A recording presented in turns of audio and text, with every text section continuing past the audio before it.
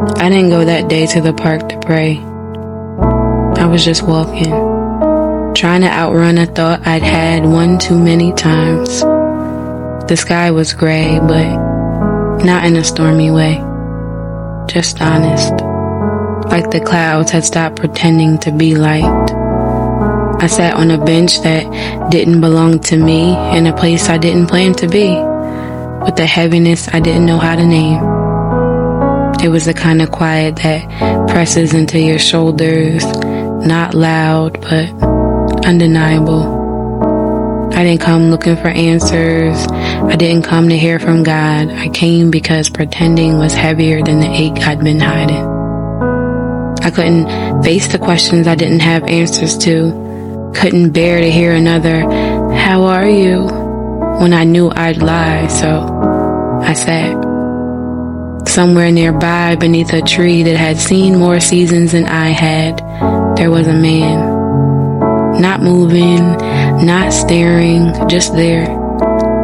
Like presence in human form, like stillness with a heartbeat. I didn't look at him long. Didn't need to. His being there was enough, like maybe I wasn't the only one who needed a pause. He walked toward me, not with intent, but with invitation. "Mind if I sit?" The words landed like rain on dry soil. I nodded, and he stayed. Not in my space, but in the space beside me that had long been unoccupied. He didn't ask anything, didn't offer comfort, didn't try to fix the silence. He just let it breathe. And in that breathing, something inside me began to exhale for the first time in what felt like a lifetime. "You're carrying a lot," he said without looking at me. His voice didn't echo, it settled like truth that never needed to be loud to be heard. You let go of what was hurting you, but you still miss it sometimes. And that doesn't make you weak. It makes you human. I didn't respond, but I didn't have to. He wasn't looking for confession, just offering compassion. "You said yes to surrender," he whispered, "but no one warned you how much it would feel like grief." I felt the tears before they formed. They didn't fall in shame, they fell like recognition. Because yes, that was it. I missed the things I laid down. Not because they were good, but because they made the empty feel full, even if only for a moment. "You're tired," he continued, "but not just tired in your body, tired in your soul. Tired of performing wholeness, tired of being strong without space to rest, tired of showing up when your heart is still catching its breath." And still he didn't flinch, didn't back away, didn't speak to fix. He spoke to stay. You want someone who won't walk away when your softness turns sharp, someone who doesn't need you to be inspirational, to be lovable, someone who doesn't run when the tears come uninvited.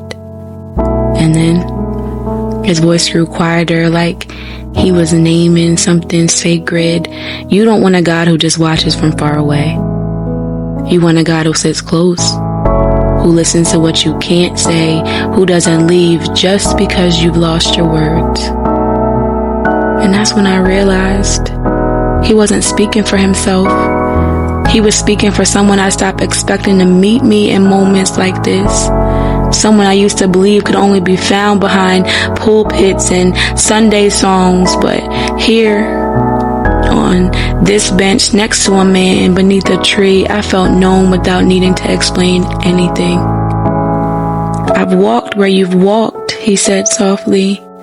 I felt unseen too. I've wept in gardens and waited for the silence to break. I know what it's like to be called and still feel crushed. To surrender and still feel like something was lost.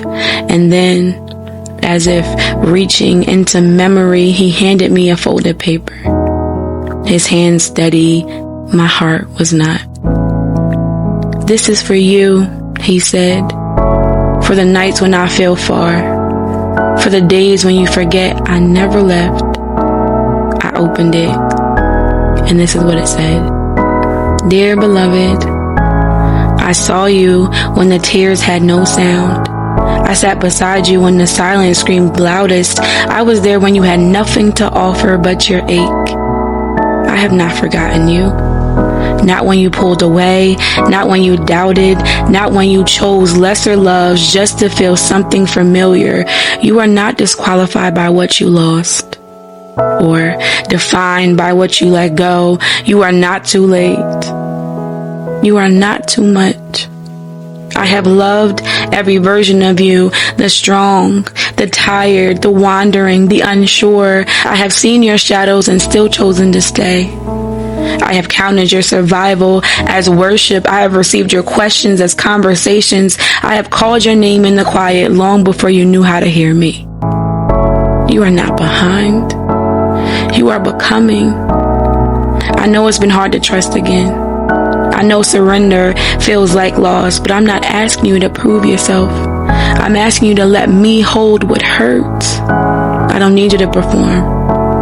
I just need your permission to come close. I will not waste your pain. I will not rush your healing. I will not leave when the light feels dim. I am not far. I am not angry. I am not disappointed in your pace. I am near. I am still choosing you. I am still writing you into every good thing I planned. I have loved you with an everlasting love. I have drawn you with unfailing kindness. And I'm still drawing you now. Back to peace. Back to presence. Back to me. I looked up. He was still there. Still present. His eyes met mine with calm, not urgency, just knowing.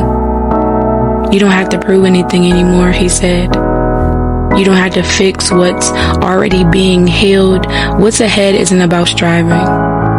It's about remembering that rest is still holy, and so is softness.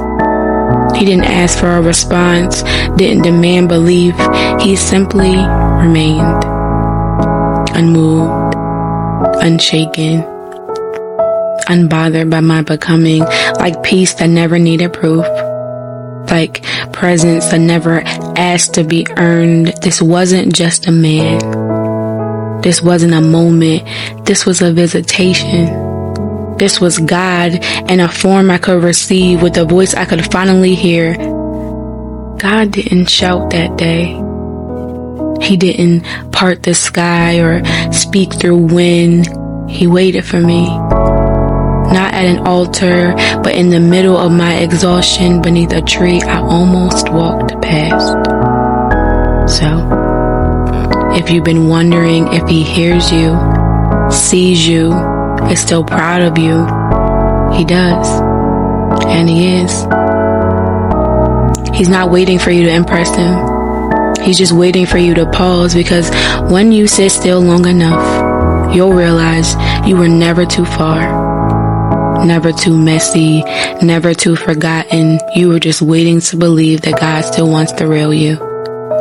The soft, the weary, the undone, the becoming. God met me in the park that day, and maybe right now, he's meeting you too.